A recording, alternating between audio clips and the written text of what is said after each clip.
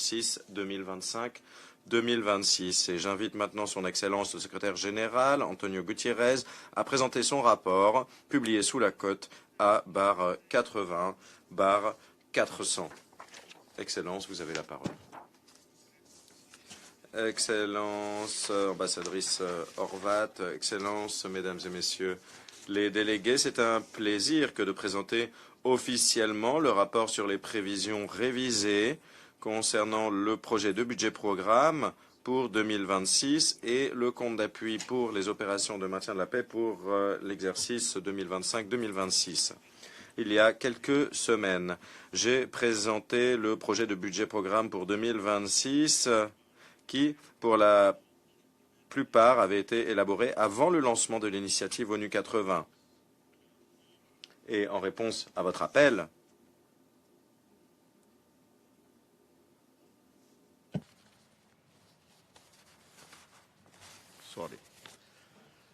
toutes mes excuses.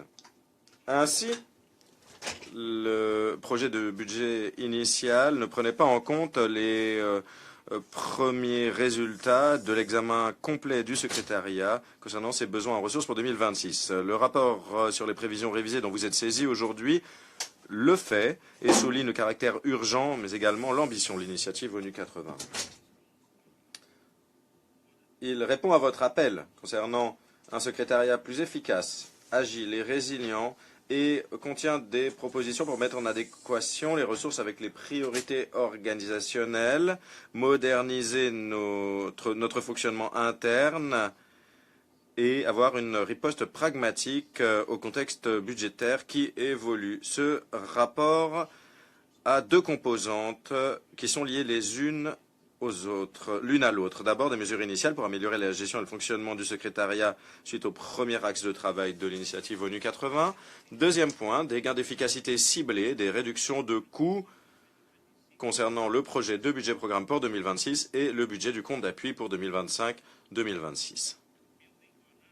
Sur la base des réformes précédentes de l'administration et d'investissements significatifs dans le logiciel de gestion intégrée et l'infrastructure TIC, au nombre des propositions figurent les éléments suivants. La création d'une plateforme administrative commune pour fournir des services administratifs aux entités du secrétariat dans chaque lieu d'affectation, à commencer par New York et Bangkok. Cela représente une amélioration significative de nos efficacités en rassemblant des fonctions exercées séparément par plusieurs entités. Ensuite, il y a la consolidation du traitement des états de paix avec une seule équipe mondiale qui travaille sur 3 centres, le siège de l'ONU, le centre de service régional d'Entebbe et le bureau de Nairobi. Et également un examen systématique par les entités de New York et de Genève des fonctions qui pourraient être exercées de manière plus efficace dans des lieux d'affectation moins chers.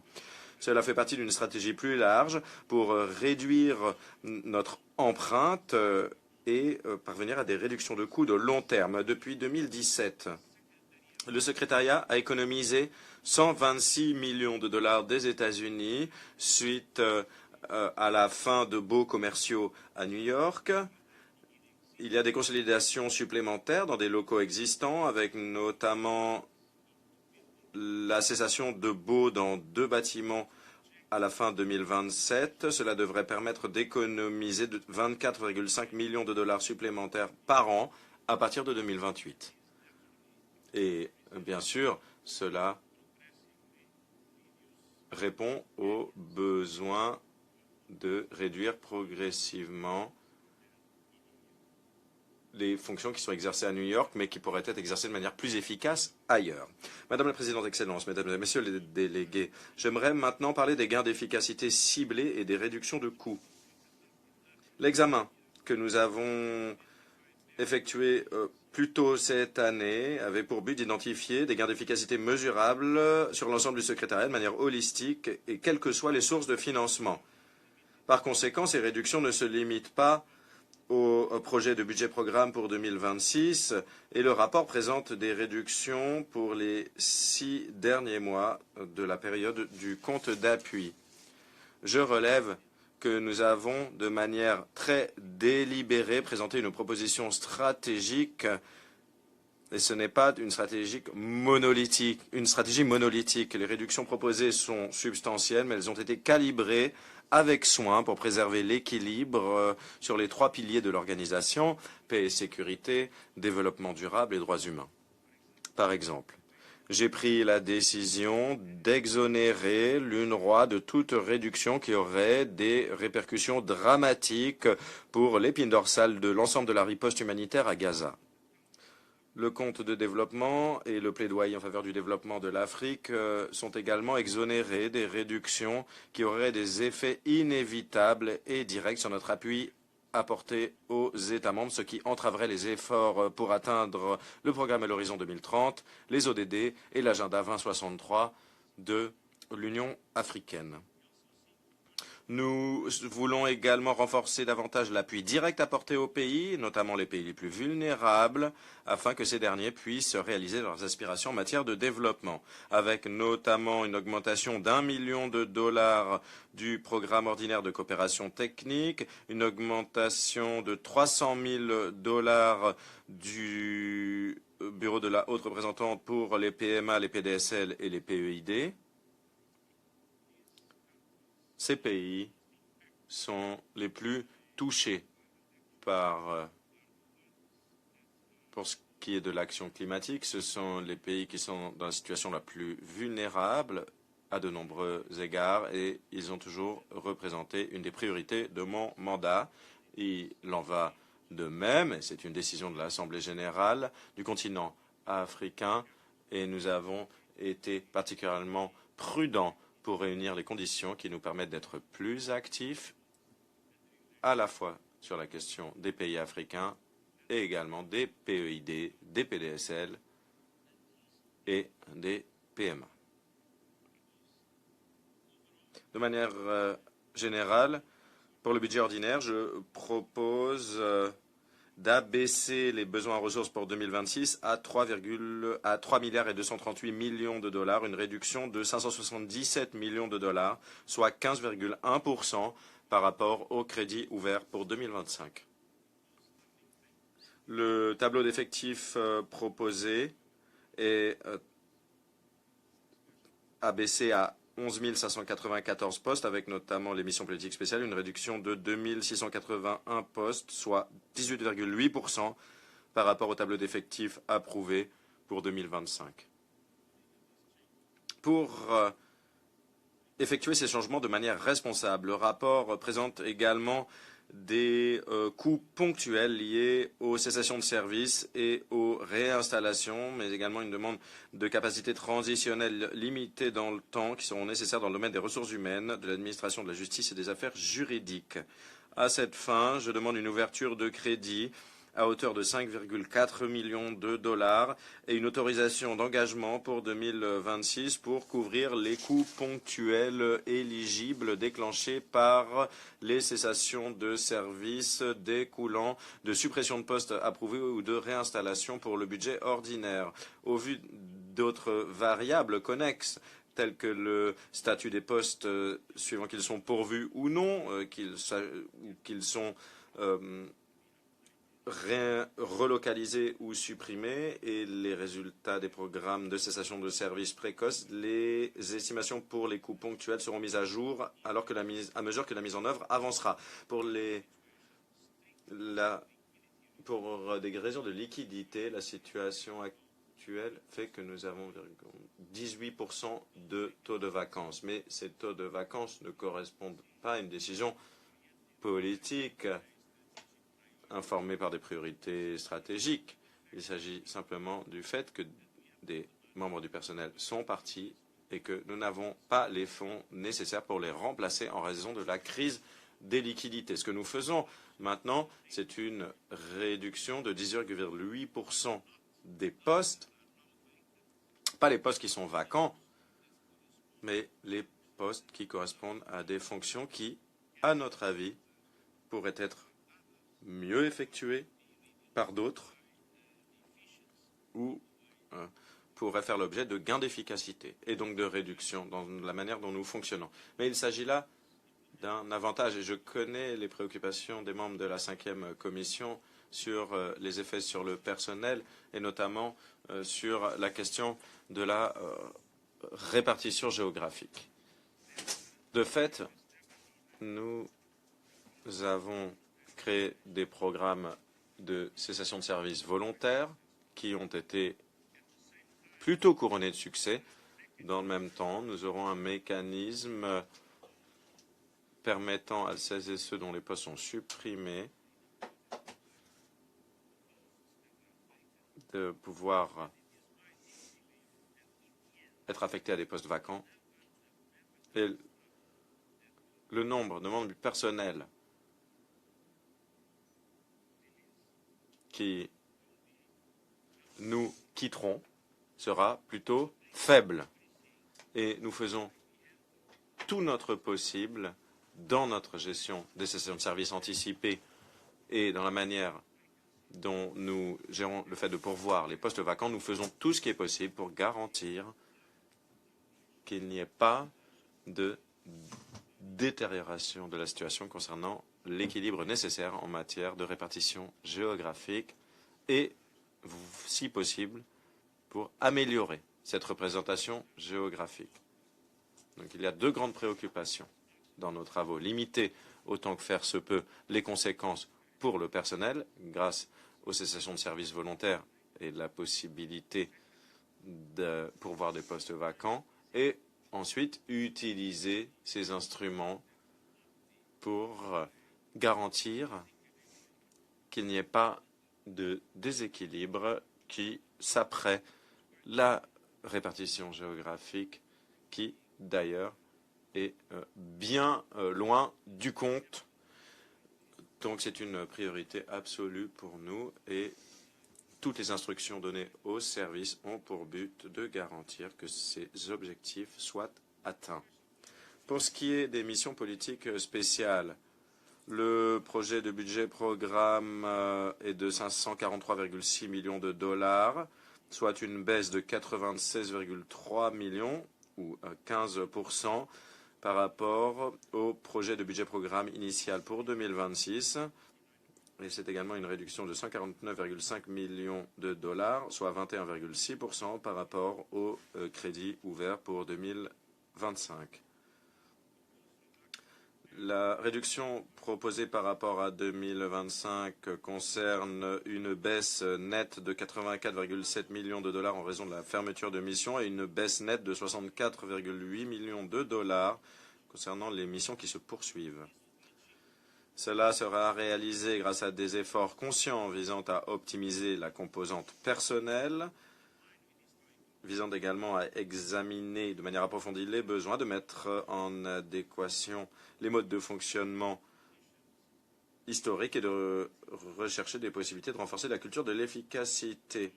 Pour les missions politiques spéciales, les prévisions révisées concernent une baisse nette proposée de 1215 postes et emplois temporaires par rapport aux 4086 postes et emplois approuvés pour 2025.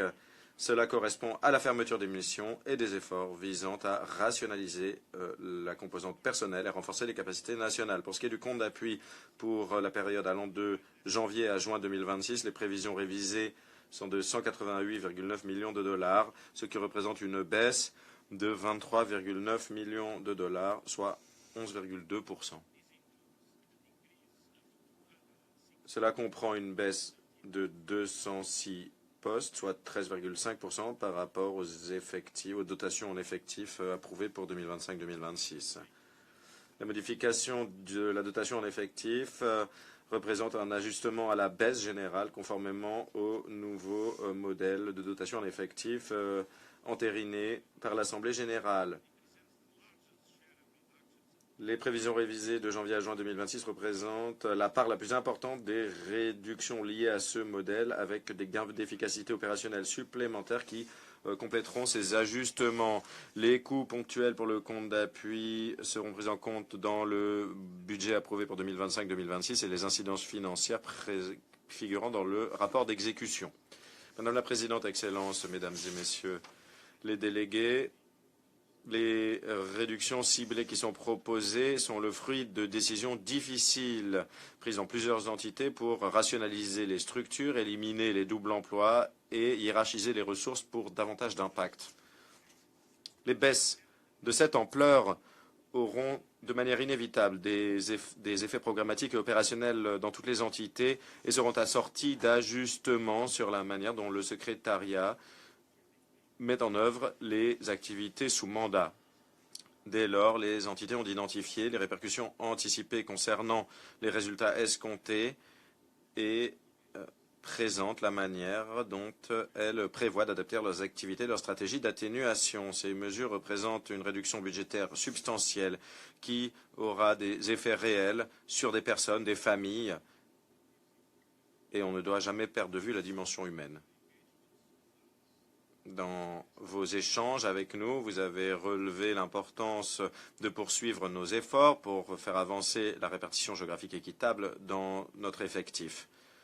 Je vous garantis à nouveau que nous déploierons tous les efforts possibles pour atténuer les effets de ces réductions dans la composition générale de notre personnel pour garantir que les collègues touchés bénéficient d'un soutien dans le cadre de cette transition. Pour faire avancer ces objectifs, nous avons lancé 2 programmes de cessation de services anticipés, ce qui permettra de dégager des postes vacants supplémentaires pour affecter le personnel et par le biais d'affectation latérale au sein des entités ou à travers les entités et les lieux d'affectation. Les mesures d'atténuation nous permettront de réduire de manière significative le nombre de cessations de services involontaires. Cela permettra également d'atténuer les effets sur l'équilibre géographique général et de réduire les coûts liés au licenciement. Cela signifiera qu'une fois déclenchée, cette politique de réduction d'effectifs sera appliquée à un plus faible nombre de membres du personnel, ce qui permettra de garantir équité et procédure régulière. Madame la Présidente, Excellences, Mesdames et Messieurs les délégués, par la suite, les axes de travail 2 et 3 de l'initiative ONU 80 sont également en cours pour garantir que la cohérence de notre organisation sur les différentes mesures prises sur les 3 axes de travail et à l'échelle du système onusien. Le plan d'action pour l'initiative ONU 80 a été publié il y a 3 semaines. Ce cadre de coordination mis au point suite à des consultations approfondies dans l'ensemble du système onusien est également un outil de planification et d'application du principe de responsabilité, nous permettra de mettre en adéquation les responsabilités et les actions. Je me félicite de la création du groupe de travail spécial des États membres et des travaux en cours pour faire avancer ce processus sur l'axe de travail 2 et améliorer chaque étape du cycle de vie du mandat. Ce processus donnera l'occasion importante d'améliorer la mise en œuvre des mandats et mon équipe continuera de prêter pleinement son soutien. De manière simultanée, je me suis engagé en faveur de 15 mesures dont le but est d'améliorer la visibilité du mandat, d'améliorer notre établissement de rapport et de renforcer la manière dont nous gérons la mise en œuvre des mandats. Et cela concerne également l'harmonisation des méthodes de mesure et des résultats des mesures et de la communication sur l'ensemble du système onusien. Nous réduisons le budget. Est-ce que cela aura des incidences négatives sur la capacité à honorer nos mandats? Eh bien, malheureusement, notre réduction du budget est toujours plus importante que les dépenses que nous prévoyons pour 2025 en raison de la crise des liquidités. Avec une différence. Dans la situation actuelle, nous dépensons moins que nous ne dépenserons l'année prochaine si le budget est pleinement financé. D'autre part,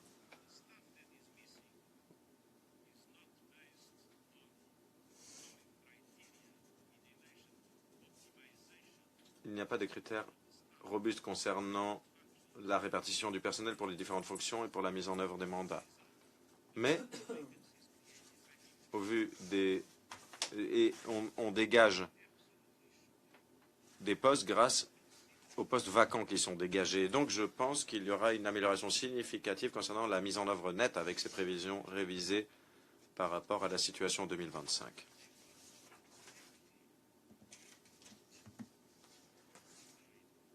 Et cela a été conçu spécifiquement pour garantir qu'il n'y ait pas d'incidence négative concernant la mise en œuvre des mandats.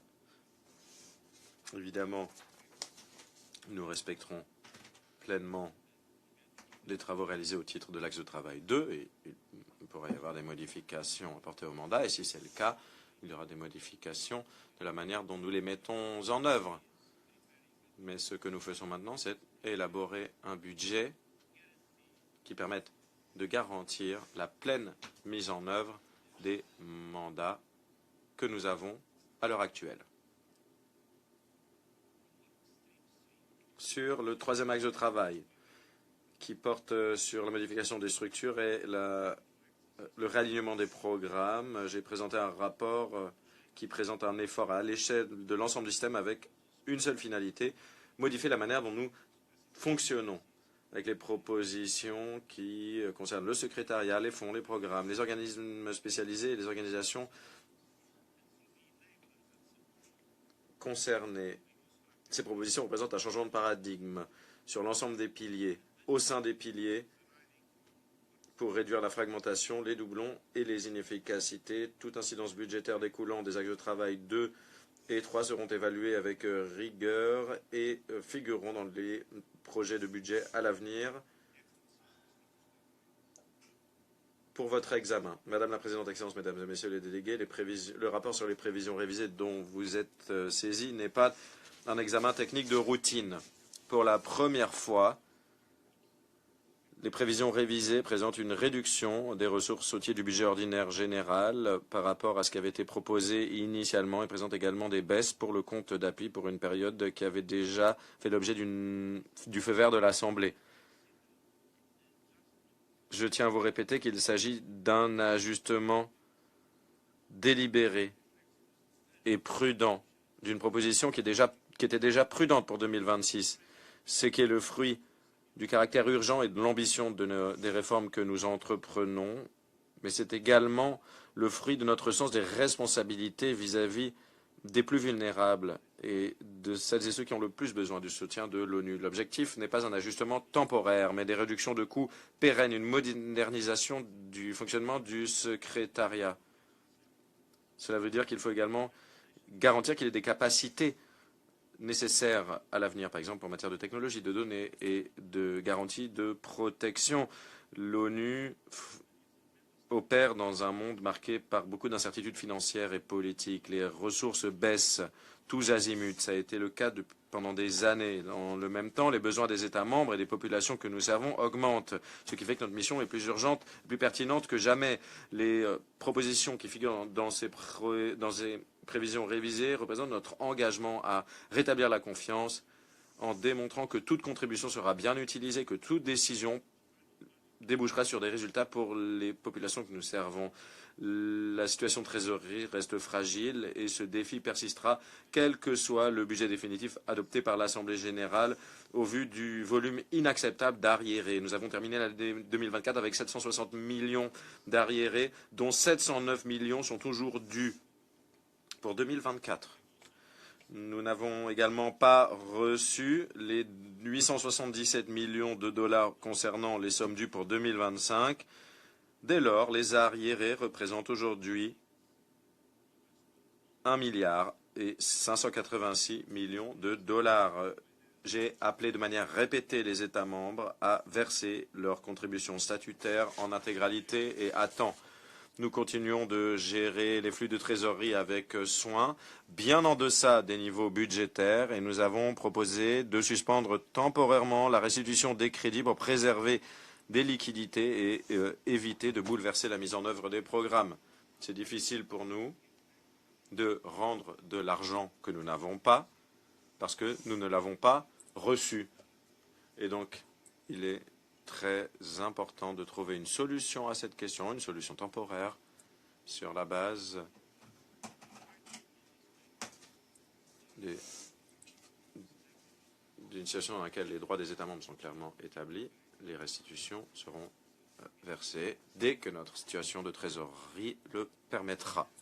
Madame la Présidente, Excellences, Mesdames et Messieurs les délégués, l'initiative ONU 80 est une feuille de route pour une organisation plus robuste, plus efficace, davantage orientée vers les résultats, davantage efficace du point de vue du coût, une organisation plus agile, réactive et résiliente.